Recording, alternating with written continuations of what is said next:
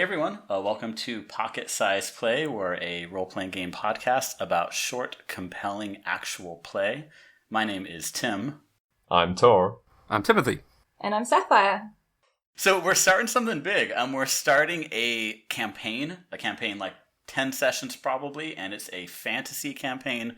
We're using the system Beyond the Wall and Other Adventures that's published by Flatland Games.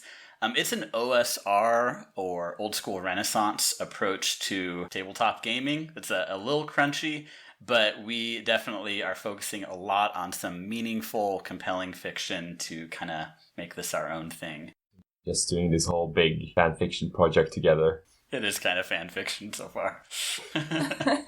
Yeah, I feel like I've spent a lot of time deprogramming myself from that old school approach to gaming. So it's going to be a little bit of a throwback, I guess.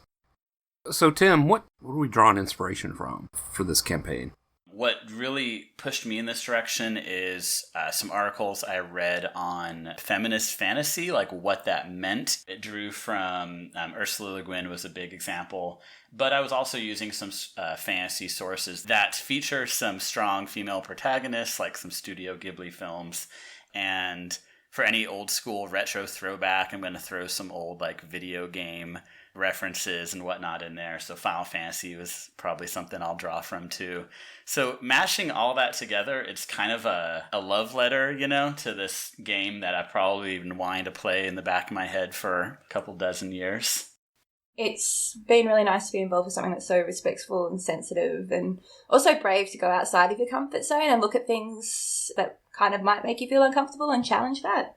I drew a lot of inspiration from Starhawk, like a pagan activist from San Francisco. Yeah, looking at some low fantasy that can kind of cross over between all different cultures. So a little bit of fiction, but also a little bit of my real life experiences of interacting with the pagan community and the Indigenous community here in Australia. Sweet. Want to jump on into starting this off?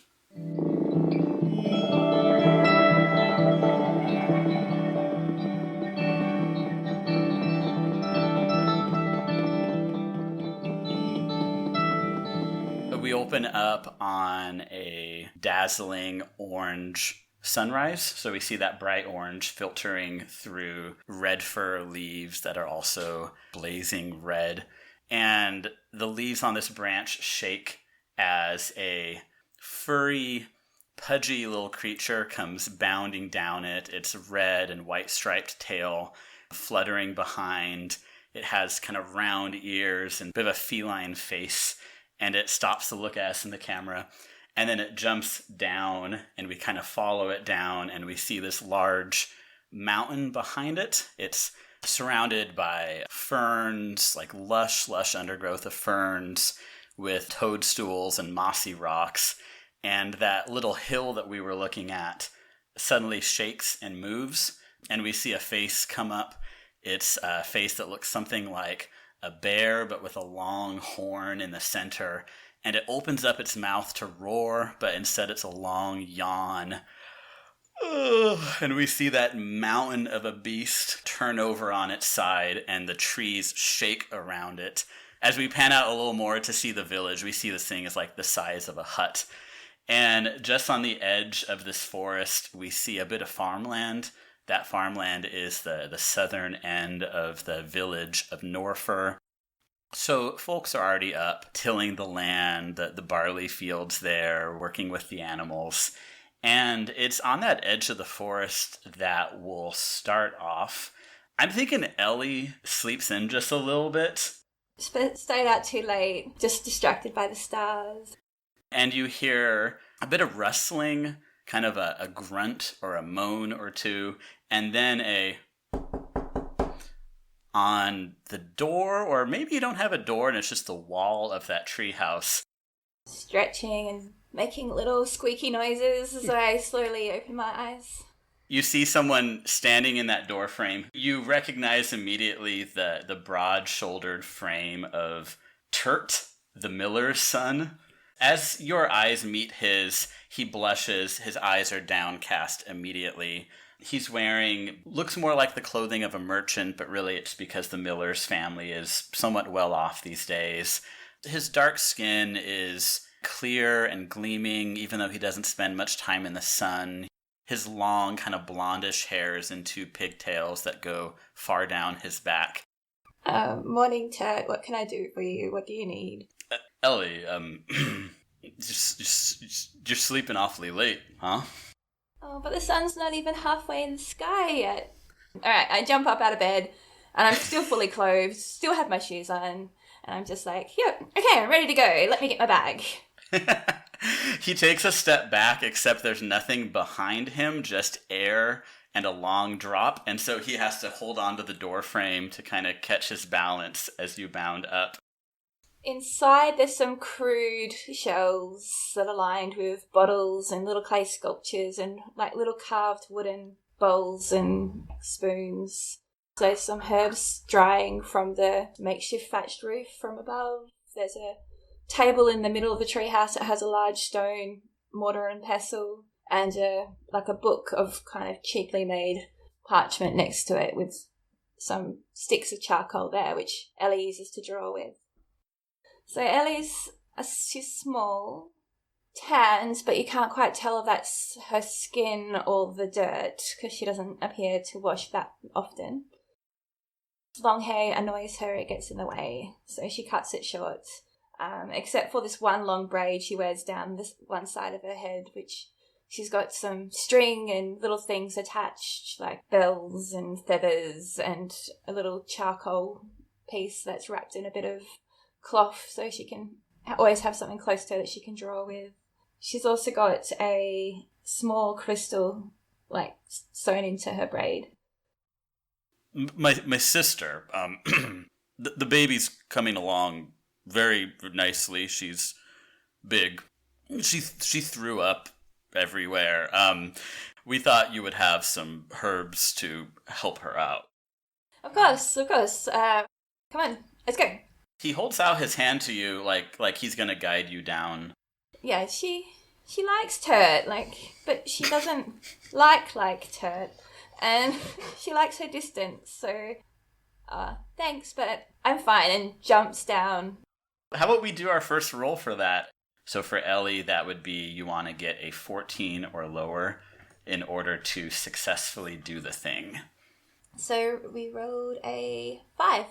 Nice. You're deftly jumping from branch to branch. Right before it looks like one is going to snap, you're already to that next one. We see little insects fluttering around you, kind of following you down. As you land in a little circle of mushrooms down below, you look up and you see Turt, eyes wide. If you lived a bit closer to town, I would need to come out here and bug you, you know.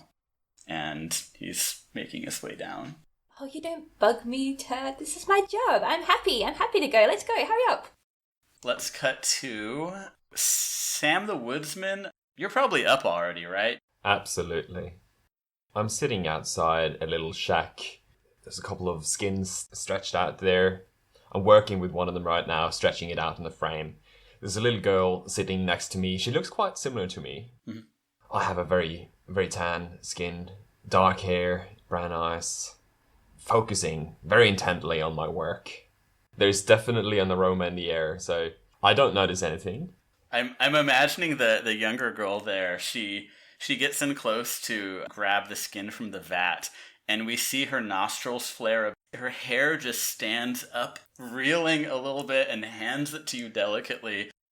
Smell worse things. The shack itself, it's just a really basic tool shed, but you see further. There's a nicer wooden house, wood piled up against it, nice snacks. That's where my family lives. The previous logger, Jack, now he's just one of the masters of ceremonies. When the areas around the village has to be cleared, he lives there with his family and I live with them. You're definitely not in the heart of the village of Norfur, but there are some other farmsteads, not too far away, so you see some of them. And one in particular is calling out, looking around toward the woods. It is Arcee. He's a thresher. He threshes the grain. He's also the husband of the miller's daughter who is pregnant. My father, Jack, he married a miller's. So there's all relationships going on there. Turt, who we saw earlier, he's my cousin. Yeah. He's a sturdy person who always has a ruddy complexion. His hair grows in a tangled way. He's carrying a chicken under each of his arms. Behind him is following a feathered lizard on 2 legs. The adult versions are, of course, what folks would ride around. And so the baby's following him, and he's calling out the name of that adult. Its name is Ku. Ku! I hand my tool to my sister. So I'm wandering over to RC. You better not come closer or you're going to traumatize those chickens. Yeah. Hey, Sam.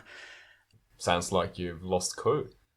Sam, you're in touch with the woodlands in a way I just can't understand. I have my ways, RC. When I woke up, she was gone, and the tracks, the little pitter-patter tracks, were going south toward the forest. Will you be going into the Red Firs today by any chance? I could, for family. Thanks, cousin. On the edge of the woods, kind of where he was just looking, you see Turt and you see Ellie in your direction toward the village. So, Timothy, where would we see Jocelyn as we open up? Yeah, well, I've been up since before dawn. There's a lot to do at the inn. So yeah, we see you hurriedly doing several things at once. I mean, you have your breakfast in your mouth right now while you have a handful of towels, and as you drop one off with one hand, you're writing something in the ledger, and the other hand, you're already grabbing the next thing to do. So I guess one thing about me is that I just know I'm always have been different than anyone else. It doesn't matter how long I stay out in the sun. My skin just doesn't get used to it. Others in the village will tan. I don't. And my hair is white. All of my hair is white. And so I just kind of stay covered up. There's strangers from all about in the inn. We would see that they stop for just a moment as they take in the sight of someone who just perhaps look a little differently than they would expect in this village. Before they would comment or really think anything of it, they see the hard work that you're putting in. There's a bit of a smile as they see, how much you're contributing there. There's a bucket of water or something that you need to empty out the back. And just across the street, the one street that passes through the village of Norfir, you see the Jackal's shop. He's that grizzled veteran who came into town who knows how long ago. There's kind of a strange sight as you're emptying that bucket of water. He's slinking out of his own front door quietly on all fours with a knife between his teeth. And he's looking left and right and carefully lifting up like a bucket or a barrel here like he's looking for something. Well, I think I might run over there real quick. And in fact, I think I need to go see the Jackal anyway. The Jackal was a worldly person who has been a lot of places, seen a lot of things, and, he was just someone I could learn from, and he was eager to teach me. Growing up around the inn, I'm my father and mother's only child. They don't have a son, and so, I've had to do hard work, right? And even giving me tips on how to make my body strong. Yeah, and I have kind of a pet name for him. I call him Paps. Hey, what's going on? What are you looking for? He's completely lost in thought and has made his way around the other corner. He's already gone back into the back door of the shop. Paps, what's going on? What are you doing? Are you going into the back of the shop? Yeah. Your mother has described his place.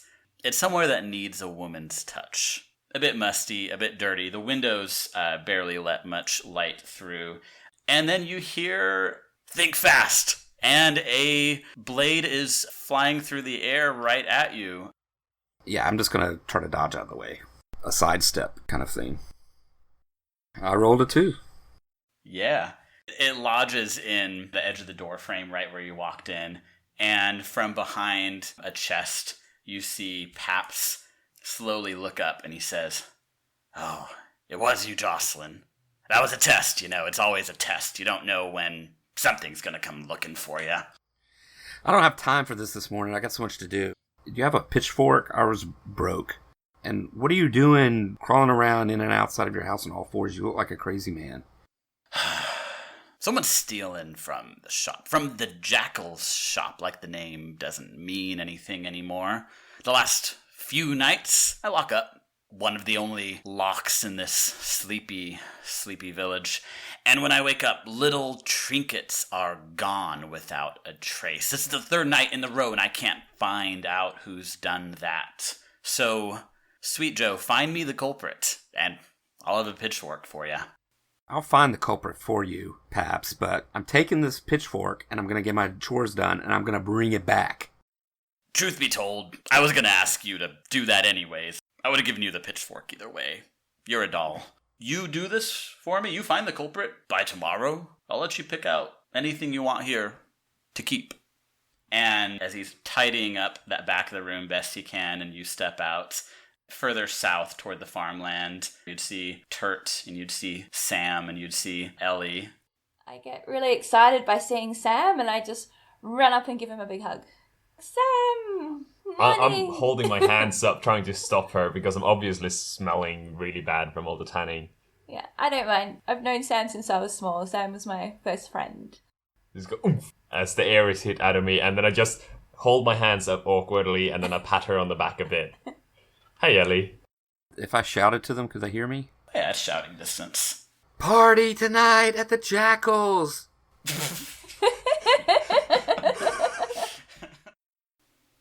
So Ellie, Sam, and Jocelyn decide to enter the Red Fir Forest that afternoon to track down Ku, the riding lizard. When you see me coming, I'm newly washed. I make my own soap out of animal fats. I'll lead the way into the forest, see if we can find the tracks of Ku. I'm just blabbering. Oh, I think I'm just talking about the jackal. Oh, every day just seems like he loses a little bit more of his mind. The jackal's so lucky to have you. You're just so lovely and amazing and wonderful. Sweet. Well, let's do the roll for Sam's tracking. That was good. Yeah, it was a close one, these girls distracting me. I'm not saying anything or responding, I'm just focusing. You're so serious, Sam. You're so serious. I do have to put up with a lot. Those tracks have taken you pretty far south. I mean, it's been a couple hours walk. And Sam, it's familiar territory, actually, because this is near where you found that little bit of really old marble statue that you've held on to. It's sitting on my shelf in a tanning shack. So we get to the point where those tracks stop because the creature that you're tracking, the feathered lizard, made a rather large jump over this little ravine that you're now standing on the edge of. And on the other side of it is a clearing of some beautiful tall red firs that are broken like halfway through. They were recently knocked down, so you see just these splinters of trees standing up. Because standing there is this feathered lizard. It's Ku, and Ku is nervously pacing in a little circle. You see a rather large creature overshadowing it just in front of you all. Face a bit like a bear, kind of large round ears, a horn on its snout. It stands on two legs and has a very furry, bushy tail that's swatting back and forward, knocking over a tree here and there. It stands about twice as tall as any of you, and it's looking at the feathered lizard as one would look at a meal. I lift my hand up. Shh, and I point over at the beast. I start to unravel my rope. I'm looking at those broken trees on the other side, and I'm thinking I'm going to see if we can tangle onto it and pull the tree down. I'm pulling my slingshot out of one of my pockets. And I see Ellie take out her sling, and I take my staff from behind her and try to put it in front of her, kind of shaking my head like, what are you thinking? Oh, yeah. I take a few steps back and just eye off a tree or something I can climb to get a vantage point. So I tie the other end of the lasso to a heavy log that is lying on the ground next to the ravine. I want to get it tied up, so I hold up a finger and whisper, "Okay, can you get his attention?" I know I can. Well, I have a way of producing sounds with but a wave of my hand. Mm-hmm. I'm just going to make some wildlife sounds. So for a cantrip, this one particular, you're using your intelligence. Yep. Beautiful. At that sound, which just for flavor, it's a... It's kind of all the sounds at once, and it's just distracting. It's enough to really get its attention. And it's now looking just past the feathered lizard toward Sam, or at least toward those bushes. And I'm waiting to see if it's getting closer to me, readying the rope. So pretty much I'm setting up a live trap here. So do that wisdom roll for that. That's an 11. So as it's coming closer, if it's not moving really fast, I'm just waiting a bit and then throwing the rope up at its face. That's probably going to frustrate it a bit, get it a bit aggravated. And as I do that, I kick the log down the ravine. And there's this tumbling sound. And for a moment, I'm just standing there with this big monster right in front of me. Yeah. It steps over the ravine. That log is falling. The line is like taut. And it's reaching out a claw like it's going to swipe right at you. And then we see that head jerk down as the log finally hits below, and it loses its footing ever so slightly. I think it actually slips down, scurrying on that edge of the ravine, trying to get its balance with a paw on each side of the ravine, trying to hold on. The feathered lizard at this point has jumped over the ravine, and it's running right toward Jocelyn, where she was hiding earlier, fast. I'm just both hands on my axe. I'm staring at the thick skull and the fur covering its face. Shall we have a climactic end on that for another time? Yeah, sure.